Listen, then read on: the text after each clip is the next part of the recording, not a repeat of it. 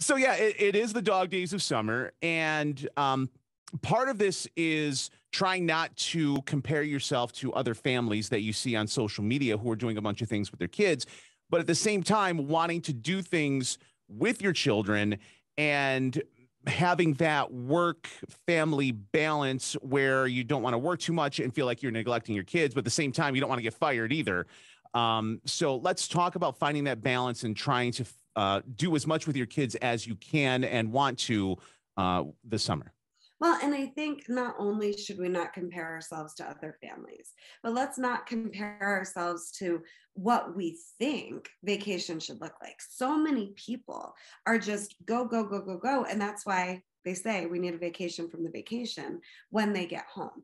It's okay for everybody on the trip to have downtime, to have individual time, to have rest. Then you get to go into the trip thinking about and deciding what would set me up to win here and what would set us all up to win here, and be willing to roll with the punches, because the most important thing is quality time.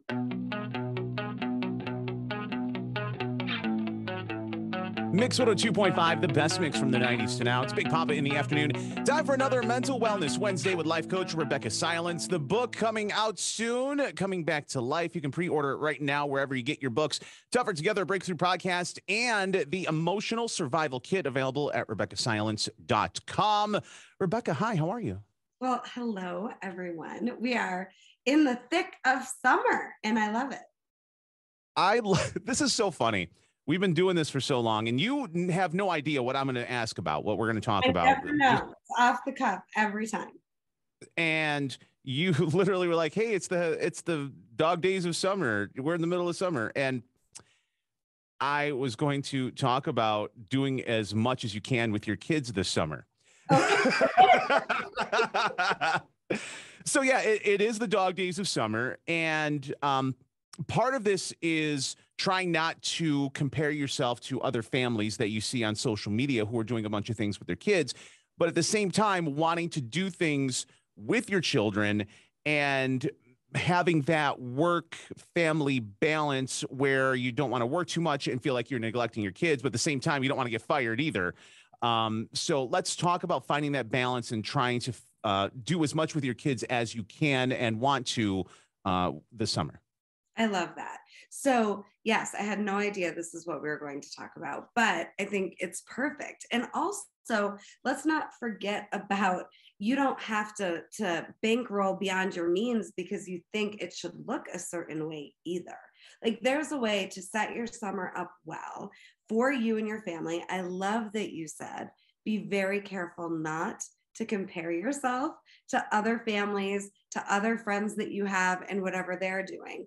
And I think it always starts with just, as the parent in the scenario, one of the things when I'm working with couples and families that I think is really important to mention here is often the parents don't prioritize themselves, or the relationship above the kids. And I just want to invite everybody, while we're talking about setting your summer up well, to really think about prioritizing you and what sets you up to win, and what sets you and your partner, if you have one, up to win, before you're thinking about what do we need to do for the kids to be good parents to the kids. If you're not taken care of, then no matter how much you care about the kids, you're stressed, you're drained, that energy gets in the way of the enjoyment that everybody deserves. So I just want to remind everyone, or challenge everyone, to think about prioritizing you, even when you're thinking about your family.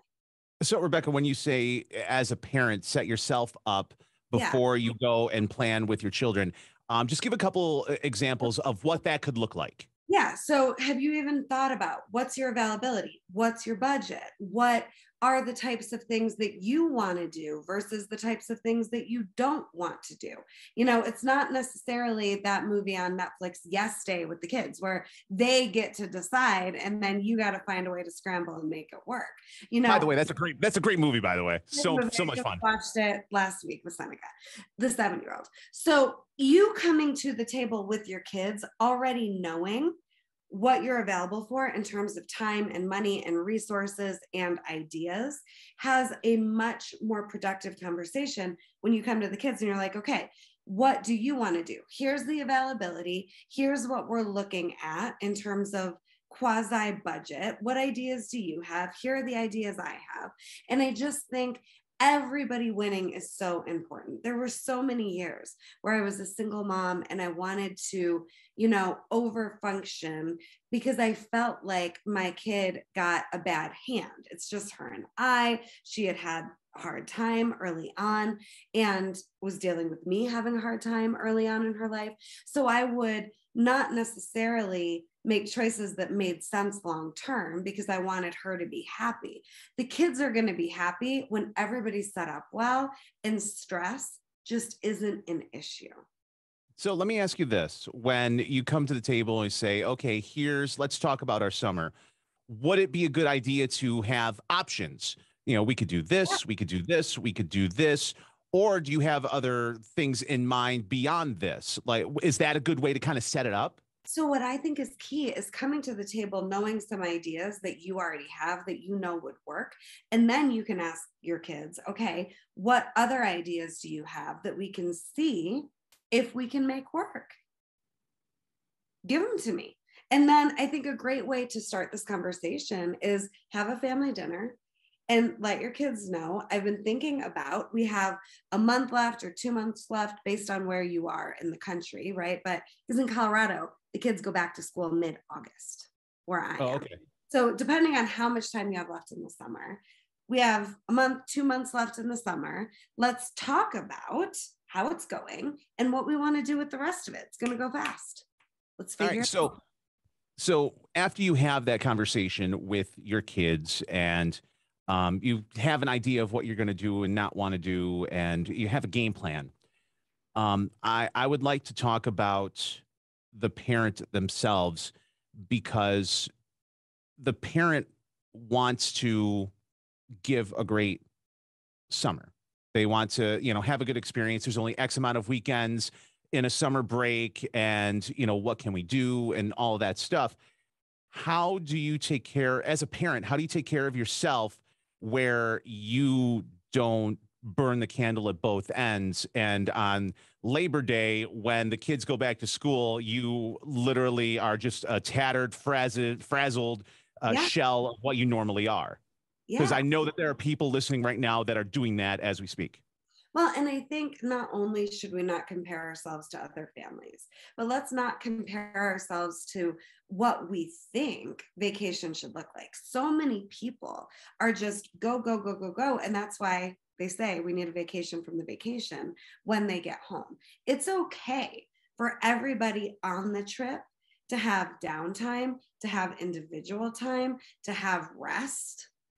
Then you get to go into the trip thinking about and deciding what would set me up to win here and what would set us all up to win here, and be willing to roll with the punches, because the most important thing is quality time, is seeing each other, hearing each other, being with each other, understanding each other, and caring about each person's experience.